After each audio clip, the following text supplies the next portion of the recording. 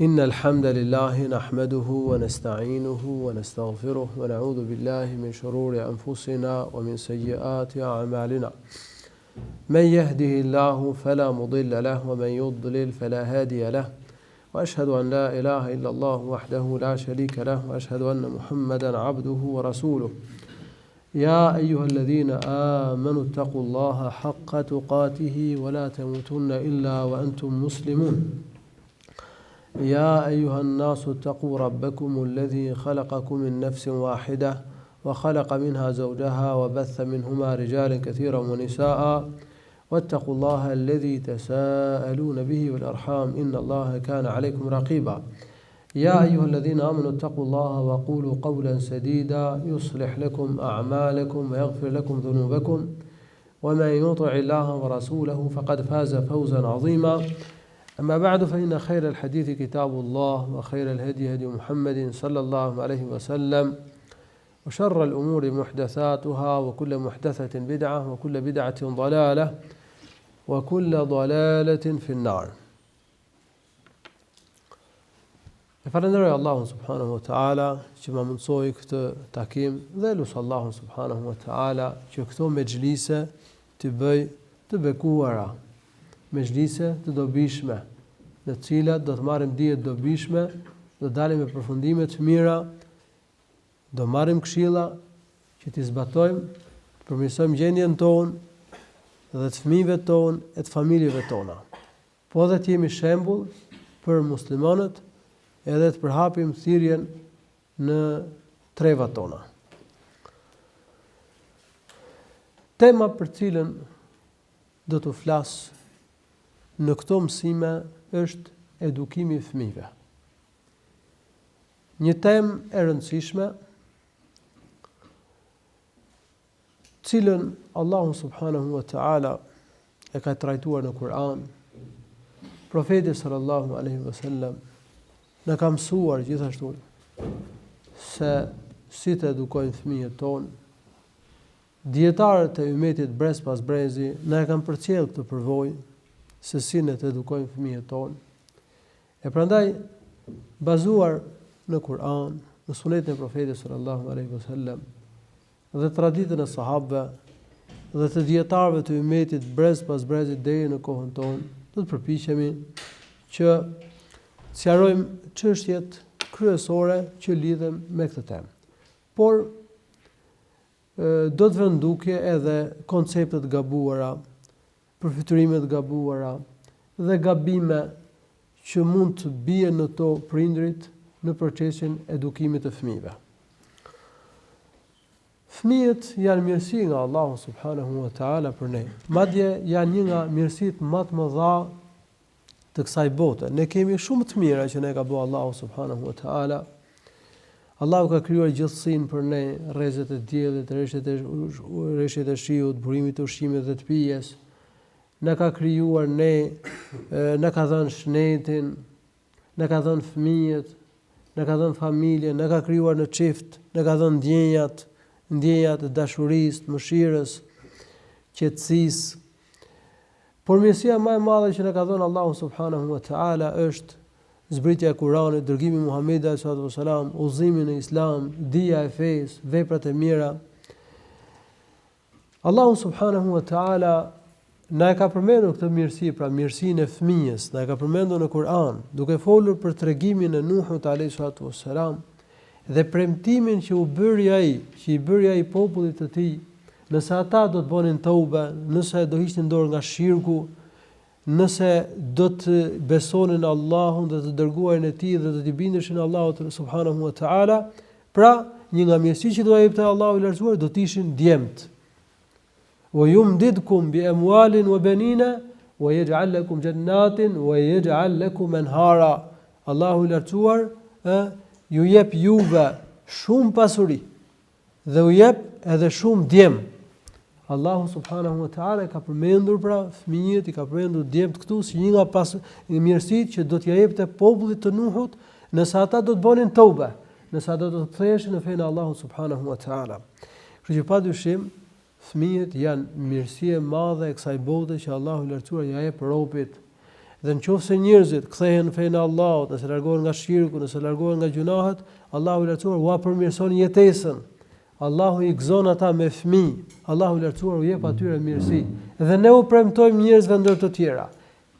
Nëse do të besojnë, nëse do marrin rrugën e Allahut dhe përmirësim të jetesës në këtë botë, siguri, qetësi, fëmijë, shëndet, lumturi, sepse janë premtime që ka bëu Allahu i lartësuar në Kur'an, sikurse del nga tregimi i Nuhut alayhi salatu wassalam. Në një vend tjetër në Kur'an Allahu i lartësuar thotë: "Zuyyina lin-nasi hubbu ash-shahawati min an-nisa'i wal-banina wal-qanatiri al-muqantara." Njerëzve ju janë hijeshuar, ju janë zbukuruar dëshirat për çështje të kësaj bote, si gratë, si djemt. Pra, Allahu i lartësuar në këtë ajet Kuranit ka përmendur që njeriu për nga natyra e tij i do fëmijët, i do djemt, do që të ketë djem. Kështu që një nga mirësitë e kësaj bote është që të kesh fëmijë. Allahu i lartësuar në surën Al-Kahf thot: "Al-malu wal-banuna zinatul hayatid dunya wal-baqiyatu s-salihat khairun 'inda rabbika thawaban wa khairun amala." Thot djemt, pasuria dhe djemt janë bukuri, janë stoli të jetës së kësaj bote. Ndërsa veprat e mira, shpërblimi të cilave mbetet për ahiret, shpërblimi të cilave mbetet për ahiret, ka një shpërblim më të madh për njeriu tek Allahu i lartësuar. Ajo që shpreson njeriu për to tek Allahu i lartësuar është më e mirë se sa kënaqësitë e kësaj bote. Shpërblimi që do të arrijë njeriu për to dhe mirësia që shpreson njeriu për to tek Allahu i lartësuar është më i mirë dhe më i madh se sa mirësitë e kësaj bote. Edhe nga ky ajet atëherë kuptohet që djemt, fëmijët janë kënaqësi, janë mirësi e jetës së kësaj bote. Mirë po në mënyrë që fëmijët të jenë kënaqësi për prindin, të jenë prehje dhe qetësi për shpirtin e tij, duhet që fëmijët të jenë të mirë, të jenë të mbarë, të jenë në rrugën e hajrit. Ndaj Profeti sallallahu alaihi wasallam ka përmendur në hadith se një nga ato që i bëjnë dobi robët pas vdekjes së tij është edhe fëmia i mirë që lutet për ta. Pra veprat që bën fëmia i mirë i quhen sevap edhe prindrit që e ka edukuar në rrugën e hajrit, që e ka rrit me frymën e hajrit. Ebu Hurajra radhiyallahu anhu ka treguar se Profeti sallallahu alaihi wasallam ka thënë: "Idha mata ibnu Adam inqata'a 'amaluhu illa min thalath." Kur vdes biri i Ademit i ndërpriten veprat. Pra, mas vdekjes nuk ka më vepra që i shkojnë njeriu. Ka gjëra më për cilave përfiton robi. Përveç këtyre trijave, thot. Edhe thot sadaqatun jariyah, aw ilmun yuntafa'u bih, aw waladun salihun yad'u lah. Thot sadaqaja rrjedhse, do të thënë sadaqaja prej cilës përfitohet edhe pas vdekjes së njeriu. Për shembull ka ndërtuar një xhami dhe falën aty njerëzit. Ka hap një pus uji, ose ka bërë një çezë me ujë, ose ka mbjellë një pemë, ose ka përpiluar një libër. Dhe kjo vazhdon të ketë dobi dhe pas vdekjes së këtij njeriu. Vazhdon të shfrytëzohet apo të ketë dobi rob të Allahut edhe pas vdekjes së këtij njeriu, njeriu do të vazhdojë të marrë shpërblim për këtë edhe pas vdekjes. Dia e dobishme, dia prej cilës përfitohet. Nëse njeriu ka përhapur dijen e Kuranit dhe Sunetit dhe njerëzit përfitojnë prej kësaj diturie pas vdekjes së tij, ai do të vazhdojë të marrë sevape. Dhe fëmia i mirë që bën lutje për prindin. Lutja që bën fëmia për prindin, padyshim i shkon prindit, por jo vetëm kjo. Sepse lutja që bëjnë muslimanët për të vdekurit, u shkon të vdekurve dhe kanë dobi prej saj të vdekurit, sipas argumenteve të shariatit. Por Profeti sallallahu alaihi wasallam ka veçuar këtu lutjen që bën fëmia për prindin e tij, për shkak se nuk është vetëm lutja, por gjitha veprat që bën fëmia i quhen sevap edhe prindit që e ka rrit në rrugën e xhairit që bëj sebeb që ky të marr rrugën e Islamit, të marr rrugën e xhairit. Kështu kanë thënë dietarët në shpjegimin e këtij hadithi. Prandaj profeti sallallahu alaihi wasallam ka thënë një hadith el waladu min kasbi abi.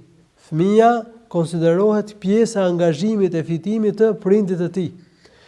Shpërblimi nuk i paksohet fëmijës.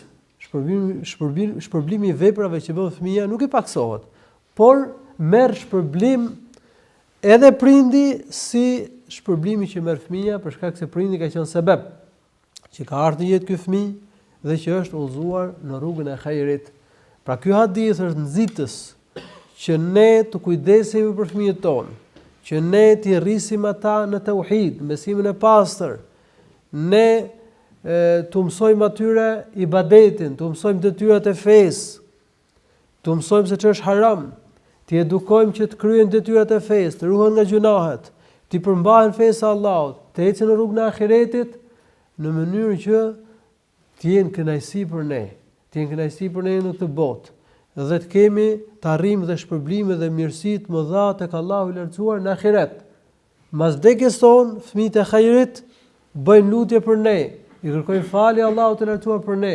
Prandaj në një hadith tjetër, profeti sallallahu alaihi wasallam ka përmendur se robi i ngrihet grada në xhenet, edhe do të thotë min ayna li hadha fayuqalu bi istighfari waladika lak. Do t'i thuhet për shkak se fëmia yt ka bë lutjet për ty. Fëmia yt i ka kërkuar falje Allahut subhanahu wa taala për ty.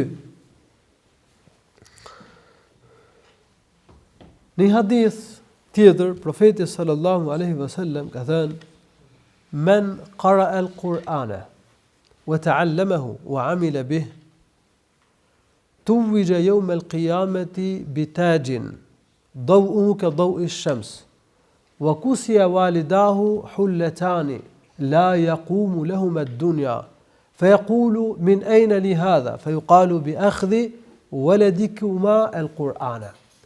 Kush e këndon Kur'anin? Po fjala këndim në citatet e shariatit, po edhe në dëshmit, në etheret e të parëve të umeti është përdorur me kuptimin mësim përmendësh. Sepse atëherë rrallë njerëz shkruanin. Dhe ato që shkruanin e mësonin përmendësh. Pra e kishin kulturë dhe traditë të mësuarit përmendësh. Ndaj dhe fjalën qurra e kanë përdorur me kuptimin kënduesit e Kuranit përmendësh. Kështu që kush e mëson Kuranin përmendësh, mëson kuptimin e Kuranit dhe punon me ta, pra duhet që njeriu të punojë me Kuranin. Nëse nuk është për atyre që punojnë me Kuranin, nëse nuk i zbaton detyrat dhe urdhrat që Allahu jep në Kuran, nëse nuk heq dorë nga gjërat që ndalon Allahu i lartësuar në Kuran, nëse nuk respekton kufit dhe ligjet që i ka zbritur Allahu në Kur'an, nëse nuk ka moral në Kur'anit, nëse nuk ka etikën dhe edukatën e Kur'anit, atëherë ky njeriu s'do ketë dobi. Nga mësimi i Kur'anit përmendësh, se kushti është kjo që e ka përmendur profeti sallallahu alajhi wasallam në këtë hadith, po edhe në hadithe tjera, që njeriu ta kuptojë Kur'anin dhe të punojë me ta. Çfarë mirësie do të ketë? Përmendet një nga mirësitë në këtë hadith, është hadith hasan duke marrë parasysh rrugët e tij. Këtij njeriu do të jepet një kuror drite në ditën e gjykimit, që do të ketë një shkëlqim si shkëlqimi i diellit. Ai do spikaz, do dalloj ke njerëzit hafuzi Kuranit, kënduesi Kuranit, që e ka kënduar për Allah me sinqeritet. E ka kuptuar Kuranin dhe ka punuar me ta, se nuk ka pas në radhë se lejve të tillë që mësonin dhe s'kuptonin. Dhe lavdrimet që bën profeti sallallahu alaihi wasallam në hadith për ata që mësojnë Kur'an përmendësh, e kanë fjalën për ata që punojnë me Kur'anin. Kjo është kusht. Ndërsa prindërit e tij, çfarë thot profeti sallallahu alaihi wasallam? Thot dhe prindërve të tij do t'u jepet një veshje që ka një vlerë më të madhe se dynjoja. Do të thonë dynjoja dhe çfarë gjendet në ta. Do të thonë nga na erdhi ne kjo mirësi. Do t'u thuhet për shkak se fëmia juaj ka mësuar Kur'anin. Sipas i transmetimit tjetër, bi ta'limukuma waladakuma al-Qur'ana. Për shkak se ju ja keni mësuar fëmijës së tuaj Kur'anin. Kështu që Në qoftë se fëmijët i rrisim rrugën e khairit, nëse u japim dije feje, nëse i mësojmë me vepra të mira, se qëllimi i martesës për muslimanët duhet të jetë që dalin pasardhës të khairit. Kjo është një nga qëllimet e martesës, madje një nga qëllimet kryesore, të dalin pasardhës të khairit, që do të adhurojnë Allahun, do i binden Allahut, se qëllimi për cilin ne jemi krijuar është që të adhurojmë Allahun, të falenderojmë Allahun, t'ia njohim mirësitë Allahut subhanahu wa taala. Prandaj disa nga të parët e këtij ummeti kanë thënë, unë synoj përmes martesës, lidhjes martësore, që të kem pasardhës që do jenë rob të Allahut, që do adhurojnë Allahun, do ngrejnë emrin e Allahut, do përmendin Allahun subhanahu wa taala në tokë. E nëse njeriu ka këtë qëllim, nëse përpiqet që ta përmbush këtë qëllim, duke pas fëmijë të khairit, fëmijë të mirë, atëherë do të jenë fëmijët kënaqësi për ta. Në të kundërt, Zoti na ruajt, fëmijët do të jenë sprovë për ta, dhe unë do të thas pak më pas për këtë pjesë inshallah taala. Ndaj janë disa lutje Kurani, disa lutje kuranore që të kemi pasardhës të khairit. Allahu i Lartësuar ka përmendur lutjen që ka bërë Ibrahimi alayhi salatu wassalam. Tha Rabbi hebli min as-salihin. Zoti im, më jep fëmijë të mirë. Nuk tha vetëm më jep fëmijë. Se fëmia është kënaqësia e kësaj bote. Ai doshte që të kishte fëmijë që të ishte i mirë, të ishte në rrugën e khairit, që të shërbente për ahiret, për rrugën e ahiretit, të ishte bashkë me të në xhenet, sepse kjo dynjë është e përkohshme. Dhe nëse njeriu ka një fëmijë, por nuk në rrugën e ahiretit, kjo është kënaqësi e përkohshme, madje mund të nxjihet jetë edhe në këtë botë. Në një vend tjetër në Kur'an Allahu i Lartësuar thotë: "Rabbana hab lana min azwajina wa dhurriyyatina qurrata a'yunin waj'alna lil muttaqina imama." Zoti ynë, na jep bashorte dhe pasardhës, të cilët do të jenë kënaqësi për sytë tonë, për zemrat tona, dhe na bëj shembull, na bëj udhëheqës, na bëj prijes për njerëz të devotshëm. Prijes jo thjesht me kuptimin që ti je një drejtues, ti je një funksionar, të kesh pushtet, po prijes për njerëzit në rrugën e drejtë, me dije, me vepra të mira. Atëherë ne i lutemi Allahut përmes kësaj lutje që na jap bashortë të mirë të khairit, dhe kjo është një nga kënaqësitë më të mëdha të kësaj bote. Profeti sallallahu alaihi wasallam ka thënë: "Ad-dunya mata' wa khayru mata'iha al-mar'atu as-salihah." Ka thënë dynjaja është një kënaqësi. Një kënaqësi e përkohshme. Dhe kënaqësia më e mirë e kësaj bote është gruaja e mirë. Prandaj dhe edukimi i fëmijëve, kanë thënë dietarët, fillon që nga zgjedhja e bashortës. Me pas bashortë të mirë, fetare, të devotshme. Dhe me u përpjek me mësu bashortën që dhe ajo të ketë dije feje. Sepse të dy pasaj prindit do të përpiqen që të rrisin pasardhës të khairit e të jenë rrugën e khairit. Fëmijë që do të jenë kënaqësi për ne, nëse fëmijët janë të mirë, janë rrugën e ahiretit, do jenë kënaqësi për ne. Në të kundërt, ata nuk janë kënaqësi për prindin. Gjithashtu Allahu i Lartësuar thotë në Kur'an: Rabbi auzi'ni an ashkura ni'mataka allati an'amta 'alayya wa 'ala walidayya wa an a'mala salihan tardah wa aslih li fi dhurriyyati. Zotim, ma mundso, ma bëj mbar që unë të të falenderoj ty për mirësitë që mi ke dhënë. Që mi ke dhënë mua dhe prindërve të mi. Dhe ma mundso që të bëj vepra të mira që i pëlqen ti, me të cilat ti kënaqesh. Dhe mi përmirëso pasardhësit. Mi bëj të mirë pasardhësit e mi. Kjo lutje është baza asaj lutjes që profeti sallallahu alaihi wasallam ja ka mësuar Muadhit radhiyallahu anhu. Allahumma a'inni ala dhikrik wa shukrika wa husni ibadatik. O Allah, më ndihmo të të përmend ty, të të falenderoj ty dhe ta kryej në mënyrë të përsosur adhurimin për ty. Edhe në lutjen kuranore çfarë thuhet? O Allah, ma bëj mbar, ma mundso që unë të të falenderoj ty për mirësitë. Dhe për mirësitë që i ke dhënë mua dhe prindërve të mi. Dhe që të bëj vepra të mira me të cilat kënaqesh ti. Dhe veprat e mira janë ibadeti. Veprat e mira janë dhikri. Dhe gjithashtu këtu përmendet dhe lutja për pasardhës të khejrit, për fëmijë të mirë që të jenë rrugën e ahiretit. Bëjmë mirë të mësojmë këto lutje kuranore, dhe t'i bëjmë ato, që të kemi pasardhës të khejrit, të bëjmë lutje në të mirën e fëmijëve tonë dhe jo në dëm të tyre. Në qoftë se fëmijët janë rrugën e ahiretit, do të jenë kënaqësi për ne, do jenë mirësi për ne. E në qoftë se fëmijët nuk janë rrugën e ahiretit, nëse nuk janë të marë, nëse nuk janë të mirë, atëherë janë sprovë për prindrit. Prandaj Allahu subhanahu wa taala ka përmendur dhe faktin që fëmijët janë sprovë e jetës së kësaj bote. Innama amwalukum wa auladukum fitna. Ka thënë pasuritë tuaja dhe fëmijët tuaj janë sprovë për ju. Njeriu është në provë me ta në këtë botë.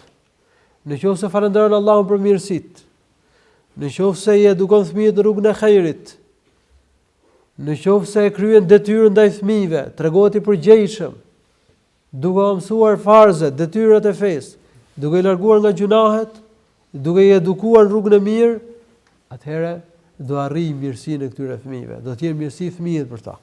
E në të kundërt, fëmijët do të jenë sprovë për ta. Ndoshta mund të jenë mund të janë nxinë edhe jetën. Mund të jenë prindët dhe shkak, mund të jenë fëmijët dhe shkak për devijimin e prindit.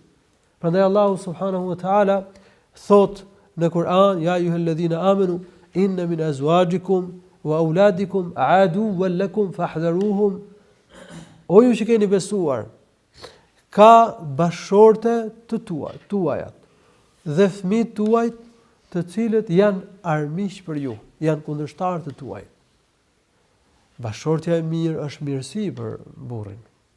Fëmijët e mirë janë mirësi për ta. Por në qoftë se bashortja dhe fëmijët bëhen sebeb që burri të devijojë nga rruga e Zotit, ose fëmijët bëhen sebeb që prindrit të devijojnë nga rruga e Allahut të lartësuar, atëherë ata janë kundërshtarët e tij. Siç e ka përmendur Allahu subhanahu wa taala në këtë ajet Kuranit. Mund të ndodhë që prindrit, fëmijët të jenë shkak për devijimin e prindërve. I shtyn prindërit që të bëjnë gjunahe, të kundërshtojnë Allahun, mos kryejnë detyrat e fesë, dalin nga rruga e ahiretit, madje mund të ketë fëmijë që ndjeren krejt nga rruga e Islamit, prindërit e tyre. Allahu subhanahu wa taala na ruajt. Ka prindër që japin përparësi dashurisë për fëmijën, kundrejt dashurisë për Allahun dhe dashurisë ndaj profetit sallallahu alaihi wasallam. Po këta njerëz i ka paralajmëruar Allahu lartësuar për ndëshkim në Kur'an. Qul in kana aba'ukum wa abna'ukum wa ikhwanukum wa ashiratukum wa azwajukum wa ashiratukum wa amwalun iqtaraftumuha wa tijaratun takhshawna kasadaha wa masakin tardawnaha ahabba ilaykum min Allahi wa rasulihi wa jihadin fi sabilihi fatarabbasu hatta ya'ti Allahu bi amri wallahu la yahdi al-qawma al-fasiqin. Allahu subhanahu wa taala në këtë ajet ndër të tjerë ka përmendur dhe fëmijët, djemt. Dhe nëse dashuria për ta është domethënë nëse ka përparësi për njeriu, nëse njeriu parapëlqen dashurinë për djemt, ndaj dashurisë për Allahun dhe dërguarin e tij, atëherë le të pres dënimin e Allahut sipas ajetit të Kuranit. Po ku njeriu parapëlqen fëmijët kundrejt dashurisë ndaj Allahut dhe dashurisë ndaj profetit sallallahu alaihi wasallam, kur për shembull për shkak të dashurisë ndaj fëmijëve le detyrat e fesë, le namazin, le xhumon, le sakrificën në momentet, në kushtet kur kërkohet sakrificë për përpjekje për fenë e Allahut, për përhapjen e fesë, për mbrojtjen e fesë. Le emigrimin, kushtet kur është detyrë diçka e tillë, jo në kushtet tona kur ne thonë alhamdulillah jemi në vend islam.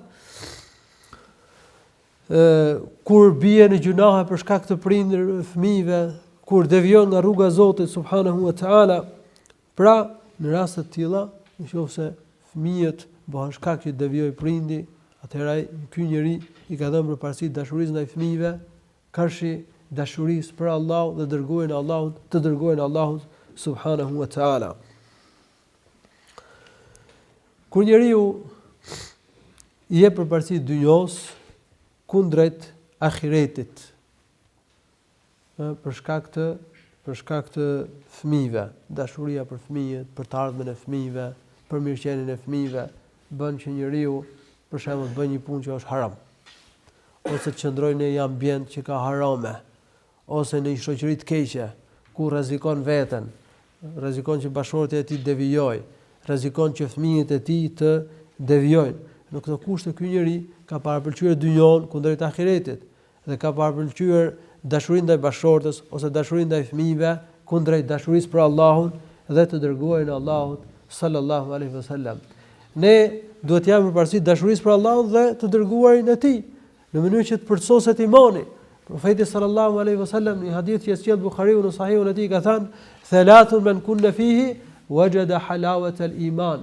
Ka thënë kush i ka tre cilësi, ai do të ndjejë ëmbëlsinë e imanit. Dhe njëra nga këto tre cilësi është e yakuna Allahu wa rasuluhu ahabba ilayhi mimma siwahuma, që të jetë Allahu dhe i dërguari i tij më të dashur për të se kushdo tjetër. Gjithashtu Enesi radhiyallahu anhu ka treguar se profeti sallallahu alaihi wasallam ka thënë: "Walladhi nafsi biyadihi la yu'minu ahadukum hatta akuna ahabba ilayhi min walidihi wa waladihi wan nasi ajma'in." Ka thënë profeti sallallahu alaihi wasallam: "Betohem për atë që ka në dorë shpirtin tim.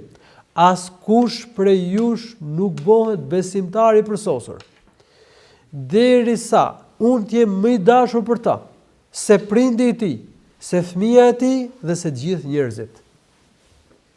Pra duhet që të parapëlqejmë dashurinë për dërguarin e Allahut kundrejt dashurisë ndaj prindërve, fëmijëve dhe të gjithë njerëzit. Ne i duam prindërit se kjo është mëshirë, i duam fëmijët se është mëshirë.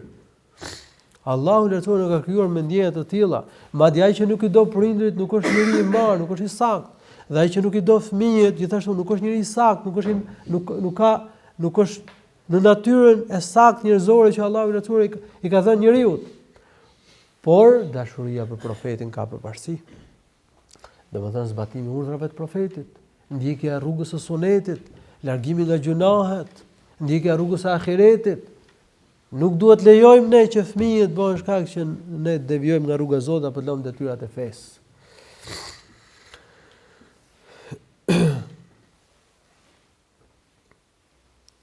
Tani do të flasim për të drejtën e fëmijëve. E mësuam domethënë që fëmijët janë mirësi, por fëmijët mund të jenë edhe sprov për robën.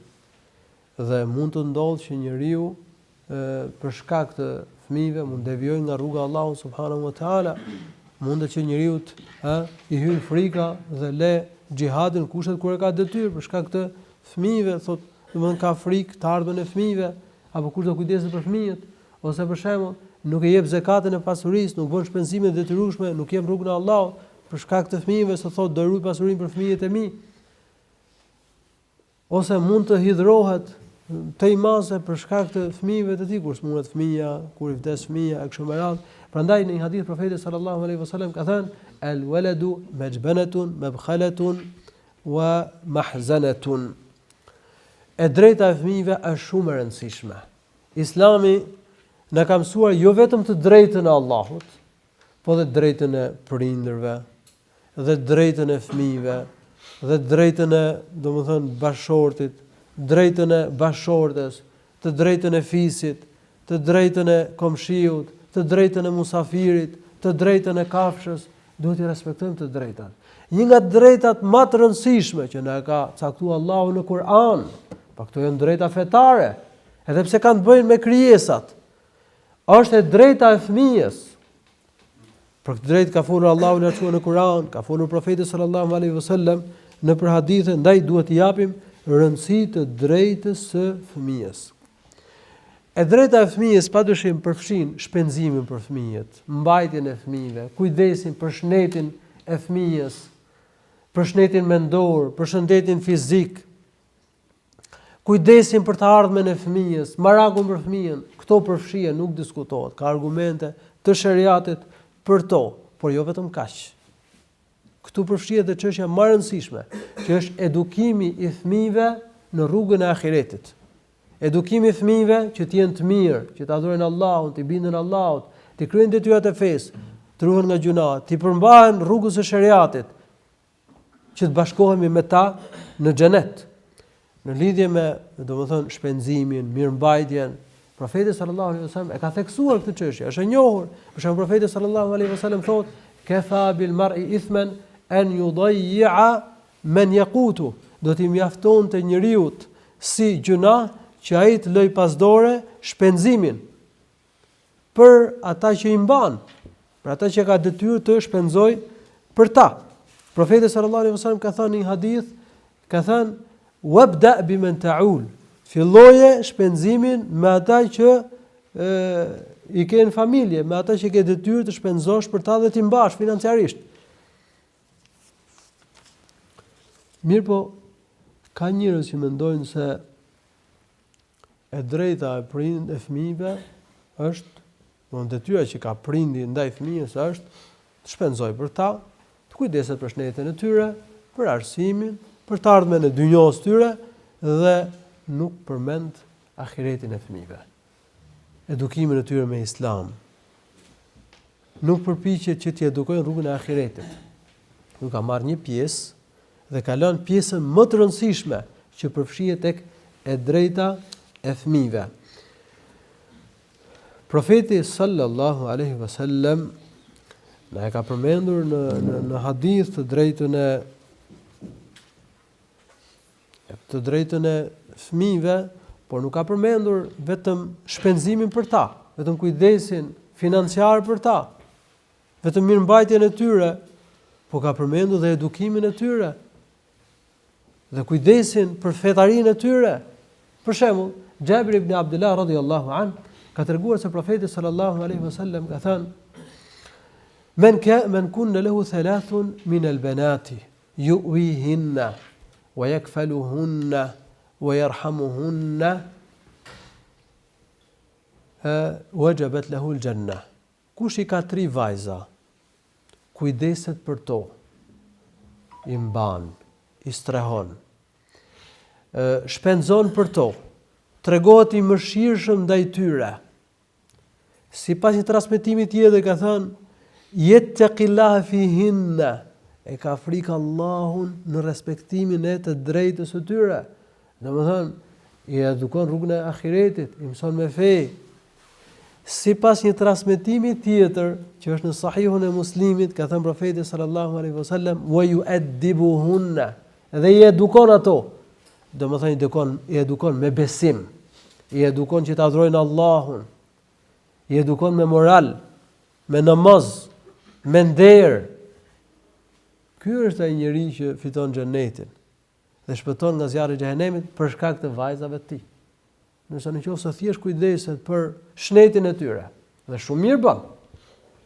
Mirë, por nuk kujdeset për fetarinë e tyre, për moralin e tyre. Atëherë ky njeriu ka shpërdoruar detyrën.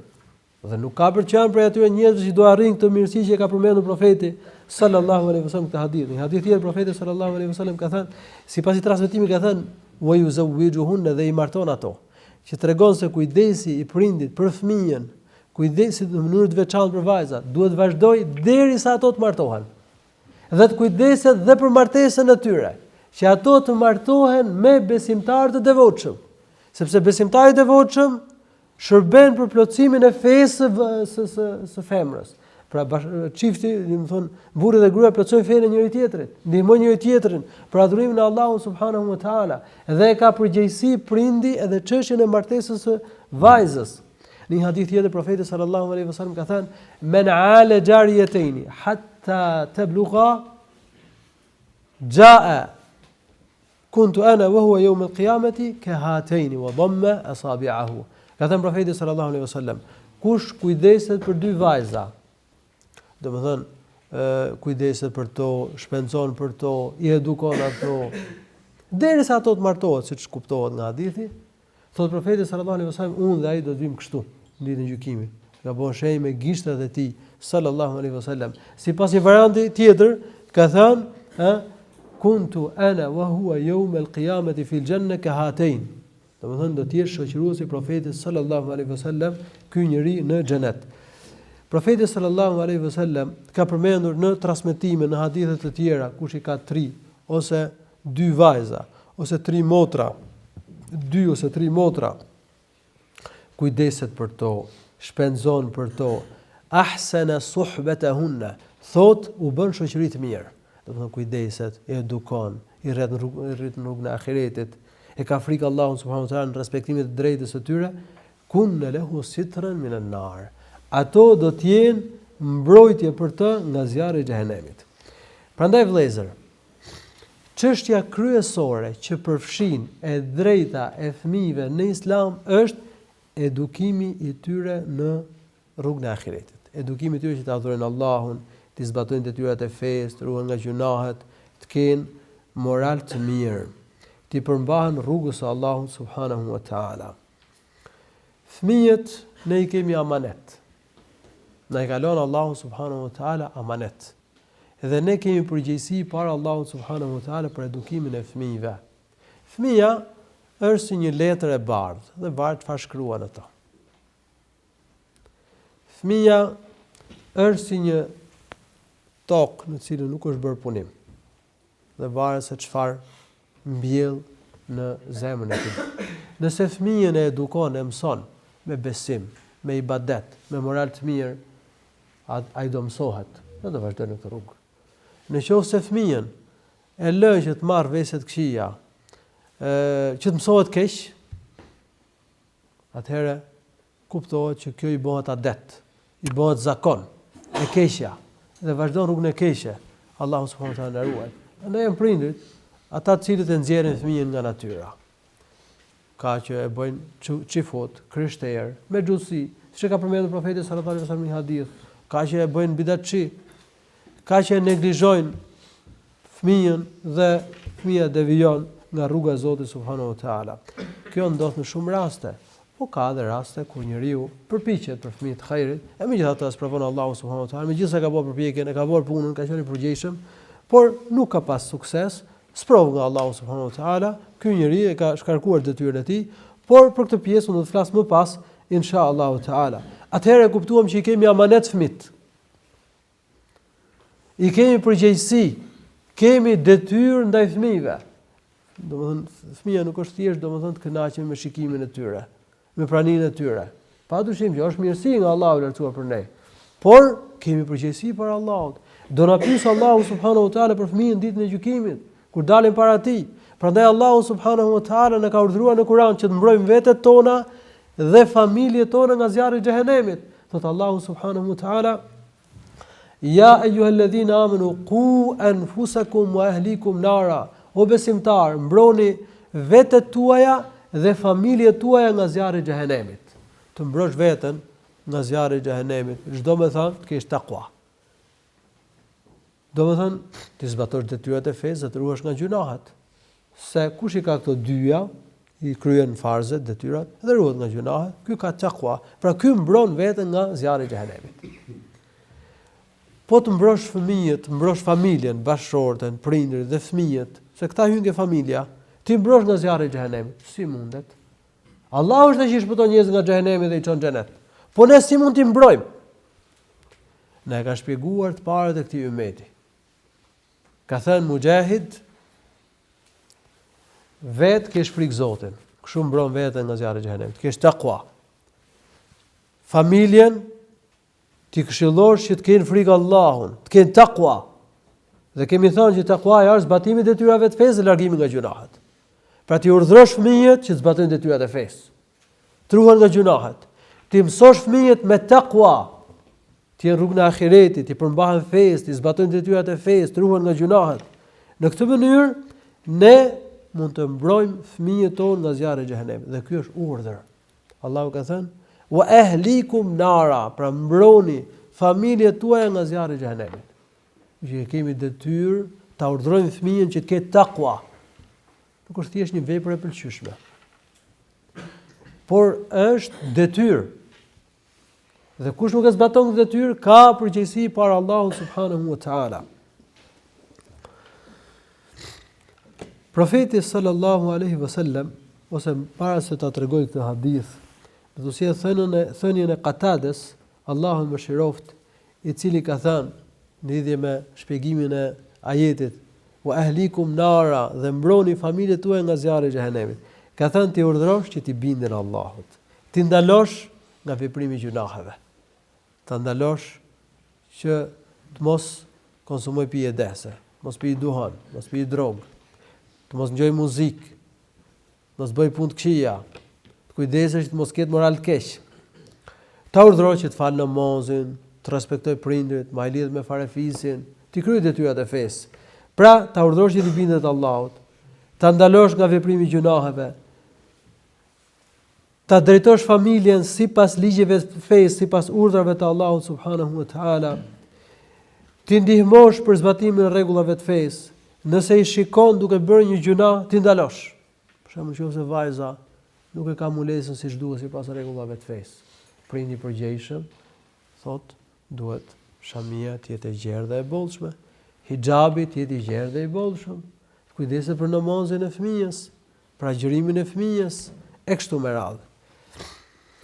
Profeti sallallahu alaihi wasallam në zbatim të këtij urdhri kuranor dhe si shpjegim të këtij urdhri kuranor na ka urdhëruar në hadith, na ka mësuar në hadith që t'i urdhërojmë fëmijët tonë të falen namaz.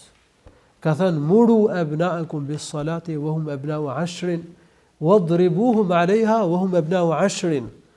Thot profeti sallallahu alaihi wasallam, urdhërojini fëmijët tuaj që të falen namazin kur mushin 7 vjeç.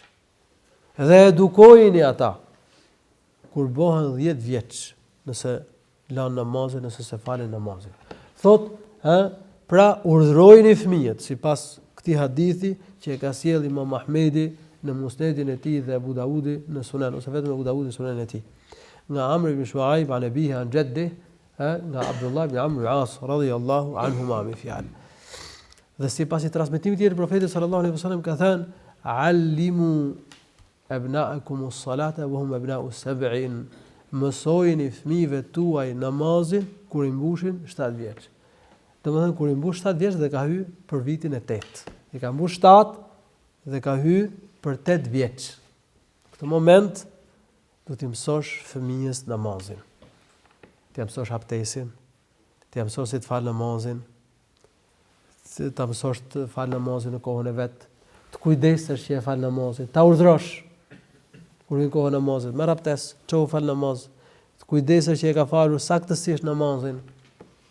Ta mësosh dhe ta zgjosh edhe nga gjumi, ndoshta vitin e parë do ta zgjosh, domethënë sa herë që të mësohet, se qëllimi, domethënë fëmia nuk merr gjuna derisa të hyjë moshë pjekurie. Qëllimi është që ne ta mësojmë fëmijën. Dhe vitin e parë mësojmë. Nuk është e thënë që të mësoj gjithçka një herësh. Nuk është e thënë që të mos ketë meta fëmia. Po gradualisht do ta mësojmë. Do ta mësojmë që dhe të zgjohet për sabah. Dhe të falë namazin e sabahut. Abdullah ibn Umar radhiyallahu anhu ka treguar se profeti sallallahu alaihi wasallam ka thënë kullukum ra' wa kullukum mas'ulun 'an ra'iyatihi. Të gjithë ju jeni roje, jeni kujdestar, jeni përgjegjës. Këtë kuptim ka fjala ra'. Dhe të gjithë do pyeteni për kujdestarin, për përgjegjësinë që keni pas. Pastaj ka përmendur përgjegjësinë e prisit. El-imamu ra'in wa mas'ulun 'an ra'iyatihi war-rajulu ra'in fi ahli baytihi wa mas'ulun 'an ra'iyatihi. Burri është përgjegjës për njerëzit e familjes dhe do pyetet për këtë përgjegjësi ditën e gjykimit. Është rojtar, është bari, është kujdestar për ta. Wal mar'atu ra'iyatun fi bayti zawjiha wa waladihi wa mas'ulatun 'an ra'iyatiha. Edhe gruaja, thot profeti sallallahu alaihi wasallam, është kujdestare për shtëpinë e bashortit dhe për fëmijët. Dhe do pyetet për këtë kujdestari, për këtë përgjegjësi para Allahut të lartësuar ditën e gjykimit. Këtë hadith e ka përmendur Buhariu në disa vende në Sahihun e tij. Dhe në 2 vende ka përmendur që gruaja është përgjegjëse për shtëpinë dhe për fëmijët. Pra e ka theksuar dhe çështjen e fëmijëve. Kështu që njerëzit e familjes, ku përfshihen dhe fëmijët, janë jo vetëm përgjegjësi e burrit, po edhe përgjegjësi e gruas. Janë përgjegjësi për të 2 prindrit. Po ç'është kjo përgjegjësi? Për cilën do na pyes Allahu ditën e gjykimit. Dhe mund të ndodhë që njeriu e ka përdoruar këtë përgjegjësi, e humb xhenetin dhe shkon zjarrin e xhenemit. Allahu lartësuar na ruaj. Ç'është kjo përgjegjësi? Jo vetëm kujdesemi për mbajtjen e tyre financiarisht, për shnetin, për të ardhmen. Kjo është detyrë, nuk diskutohet. Por edhe për edukimin e fëmijës me Islam, që të zbatojnë detyrat, ruhen nga gjunahet. Profeti sallallahu alaihi wasallam në një hadith tjetër ka thënë: "Inna Allaha sa'ilun kulla ra'in amma star'ah, hafidhahu am dayya'a, hatta yas'ala ar-rajul 'an ahli baytihi." Thot profeti sallallahu alaihi wasallam, Allahu subhanahu wa ta'ala ka për ta pyetur ditën e gjykimit çdo kujdestar, çdo përgjegjës për atë që ka lënë në përgjegjësi, që ka lënë rujtjen kujdestari. A e ka ruajtur apo jo? Ka qenë i përgjegjshëm apo jo? Sa do pyetet njeriu dhe për njerëzit e familjes tij. Nëse ka qenë i përgjegjshëm apo jo. Profeti sallallahu alaihi wasallam në hadithin që ja transmeton Ma'qil ibn Yasar radhiyallahu anhu ka thënë: "Ma min ra'in yastar'ihi Allahu ta'ala ra'iyatan yamutu yawma yamut wa huwa ghashun ra'iyatahu illa harrama Allahu alayhi al-janna." Çdo njeri që Allahu ja ka besuar një përgjegjësi, siç është prindi për fëmijët, dhe kur vdes, e kalon pas dorës detyrë, vdes si shpërndarues i kësaj detyre. Ky njeri nuk do hyjë në xhenet. Allahu do ta privojë nga hyrja në xhenet. Sipas një transmetimi tjetër thotë, nuk do ta ndjej erën e xhenetit. Prandaj një prind që kalon pas dore edukimin e fëmijës me Islam dhe u bë shkak që devijojnë fëmijët, Allahu na ruaj, rrezikon të dënim të rënd ditën e gjykimit. Të privohet nga hyrja në xhenet dhe të bëhet banor i zjarrit të xhenemit. Kjo tregon se papërgjegjshmëria ndaj fëmijëve, ku hyn edhe edukimi i tyre me fe, është një nga gjunahet e mëdha, për cilën ka kërcënim, për privim nga hyrja në xhenet dhe hyrja në zjarrin e xhenemit. Allahu subhanahu wa ta'ala na ruajt. Do ta mbyll këtë mësim dhe do falet namaz yatsis. Mas yatsis do të vazhdojmë inshallah taala me dy mësimet e tjera. Allahu shpëlbeft mira. Alhamdulillah rabbil alamin. Sallallahu alaihi wasallam ala nabiyyina Muhammad.